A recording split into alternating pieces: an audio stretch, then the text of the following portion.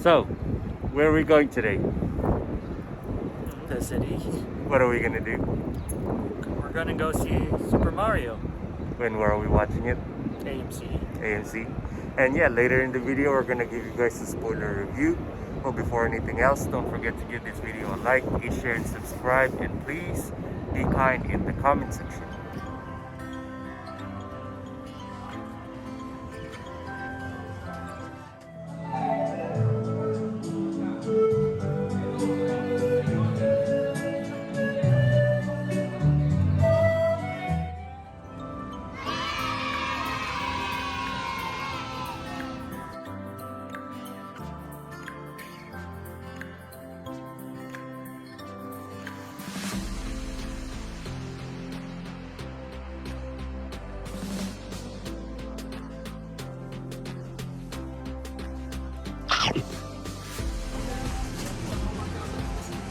So what do you say to those people who are afraid to try Jollibee spaghetti? You should try the spaghetti. It's 0 calories. It's not Italian spaghetti, but it's Filipino style.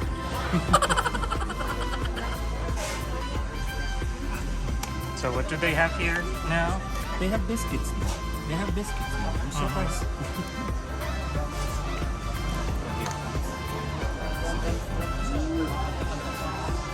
You got the spicy chicken, right? Yeah.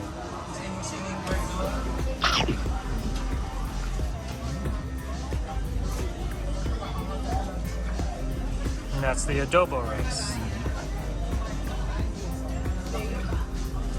Is it spicy?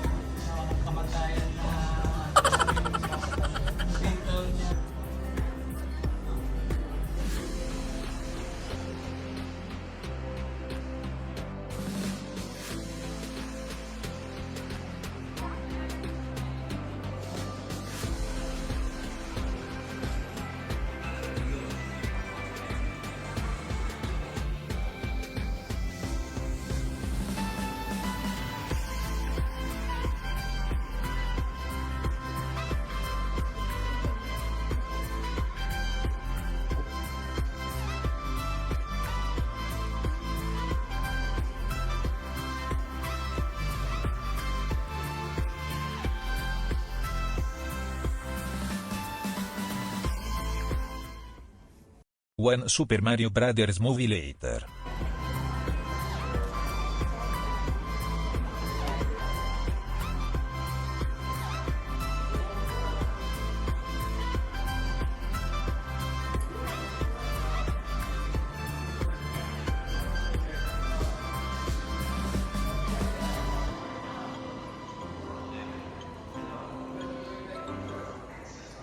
Hi guys, so we are back in our apartment to give you guys a spoiler review for what's the title again? The Super Mario Bros.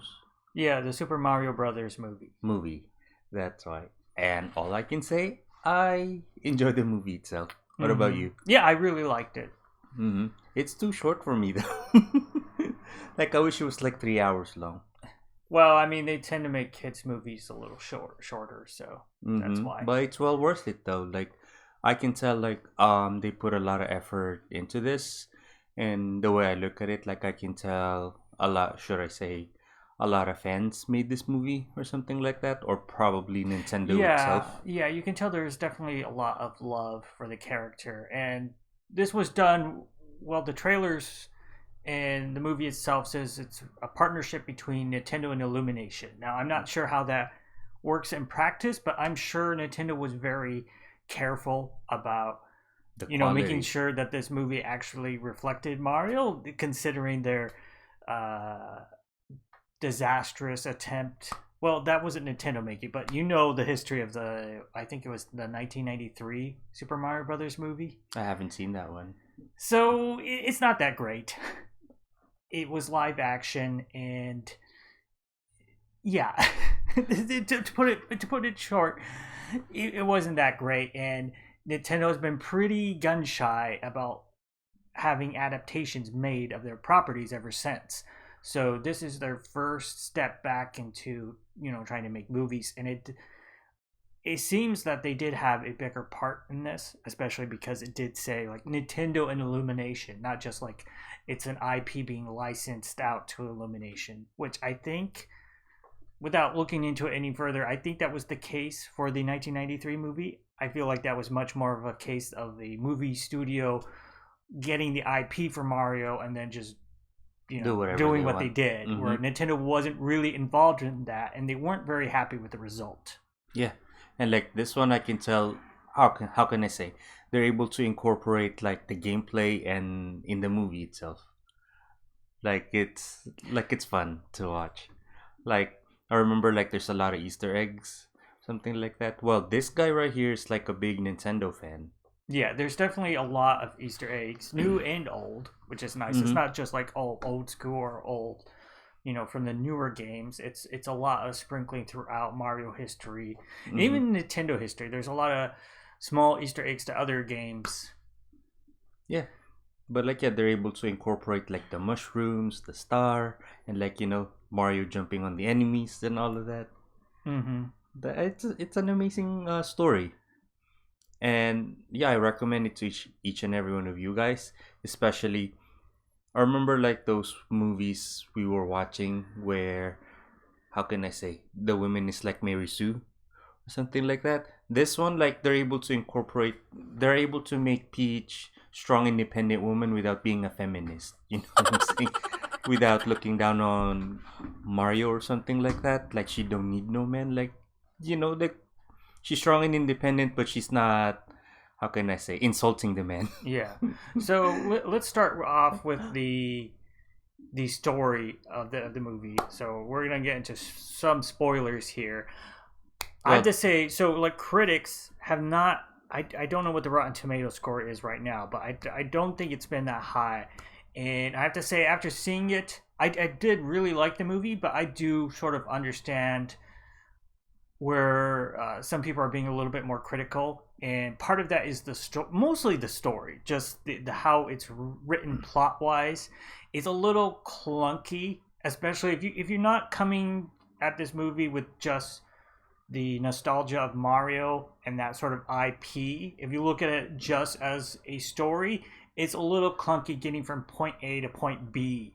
It does like have the rudimentary steps of a plot, but like a lot of it felt a little rushed, especially, you get bam, Mario's and Mushroom Kingdom, bam, he meets Toad, bam, he says, let's go on an adventure, I'm taking you to the princess. That felt like very rushed in a way. I felt like it did work for this movie, and especially once you see where it gets going later in the movie, it does feel to me a very conscious choice on the animation studio's part of trying to get into the movie, the thick of the plot, faster. But in doing so, it did kind of feel a little jarring along the way. And here's the thing. We watch it in Dolby at AMC theaters. And that's the good thing about this movie. This movie is like so immersive. Especially we sit in front of the screen itself. Or something like that. It's very immersive. Like you need to watch it in like Dolby if you can afford it, because the colors and like it's very vibrant and all of that. And I don't know, like I'm enjoying it. I enjoy watching it. Now, what did you think about the voice actors? Chris Pratt. Like how they did. I would say, like, yeah, especially when it comes to Chris Pratt. I know like a lot of people's reactions to finding out Chris Pratt was cast this role was like a lot of confusion and not being sure that would work. It works actually. Yeah, to me, watching this, I did not feel like it was Chris Pratt. I know some people maybe disagree with that, but I didn't watch the film constantly thinking like I'm hearing Chris Pratt. It did feel like a different voice. No, there are parts where you can hear Chris Pratt. Whereas I did really like Jack Black as Bowser, but it did feel very Jack Black to me. And Donkey Kong feels especially since they had like 3 scenes of Bowser singing that felt very like, oh well, because this is Jack Black as Bowser. It feels like this was put in because they cast Jack Black and they wanted to do that to add it. So and Donkey Kong is Seth Rogen. Compared to like how a lot of people were reacting to the initial casting announcements, it was Jack Black that pulled me out. Well, not pulled me out of the movie, but that I recognize as being, oh, that's Jack Black playing Bowser, rather than like, oh, this is just Bowser talking. Whereas I didn't really feel that way with Chris Pratt. The other one, of course, is Seth Rogen, because he has a very recognizable voice, and it was just Seth Rogen being Donkey Kong. So you're saying you're turned off by Jack Black as Bowser? No, I mean, like, the voice always seemed like it was Jack Black playing the part of Bowser. Like, I think he did a good job. Yeah, he did a good job. He sounds okay to me. I feel like he did a good job when it comes to, like, playing Bowser. Whereas I didn't really think about Chris Pratt's voice as much. Mm-hmm. And like at first, a lot of people are like, reacting like, oh, he needs to be like the stereotypical Italian American and all of that. Like, no, I like him the way he is in this movie, like American, should I say? Yeah, well, I always felt like that would have been a little bit too much for the whole movie for him to talk like that. But I did like the way that they incorporated it. They're making fun of it as well in this movie. It's awesome. And so I think that was the right choice to go, but I'm glad that they sort of at least acknowledged it. Mm-hmm. And I'm pretty sure in that first scene where, like, when he's talking to the other guy, where he says, you don't think it was too much? And he says, no, that's so good.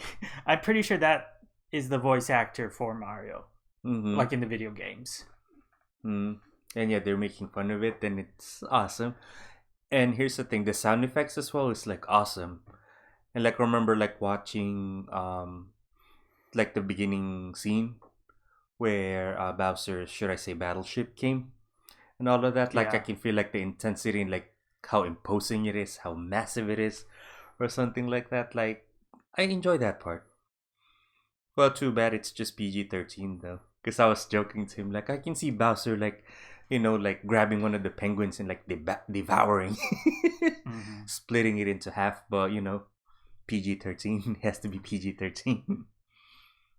And especially there's a scene like Bowser's battleship came out of, should I say, the pipes, and in New York City, and like you can tell like how massive it is. Like I'm trying to, since we live in New York City, like I'm trying to picture how massive it is in the city itself, like what the size of it in real life. And it's awesome. Like, they did a good job with like the sound effects. Like, you can feel it, the intensity of it. Yeah. Do you agree? Yeah, I think they did a good job with the sound effects, especially the various like power-up sound effects that felt like straight up pulled from the game sometimes. What did you think about the animation style? I like it. They stay true to like the game itself. Yeah, I was a really big fan of how the animation style turned out, especially seeing it in action. And then the one thing, I avoided watching too many trailers for this, so we didn't really see in the main trailers what Brooklyn looked like. So one thing I am glad they went with is Mario and Luigi are normal for their world. Like, all the other characters are similarly proportioned with cartoon proportions. It's not like Mario and Luigi look like that, and then you have just normal humans walking around as well. Which wasn't a big problem in one of the games, Super Mario Odyssey, but you did have that in one of the worlds where you had Mario around these sort of more normal proportioned humans.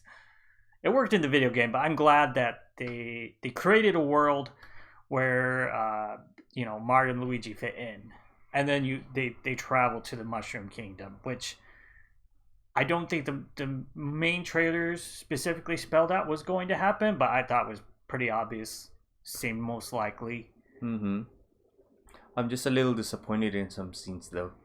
No, because there's this scene like Mario's like fighting Bowser, and there's a scene like Bowser's like standing in front of his ship with his army, and I was expecting like the Mushroom Army and the Kong Army and all of that are like helping Mario out, like in the Avengers. Like I was expecting that, but too bad there's no big battles, so there's that.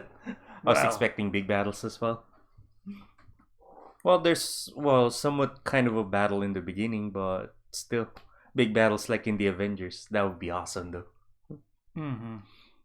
But yeah, but overall I enjoy the movie itself. Yeah, I will say one part that just stood out to me is a little weird. I don't know if maybe it's some huge deep cut, but the part where they're sort of struggling with the dog and how big a part that dog was in that whole initial plumbing scene, it seemed a little bit like this is the part Illumination wanted to put in to be Illumination rather than something that seems like Super Mario, you know, like especially since they focused so much on that angry dog, it seemed a little out of place. Secret Lives of Like Pets. it didn't, yeah, it more like something out of Secret Lives of Pet.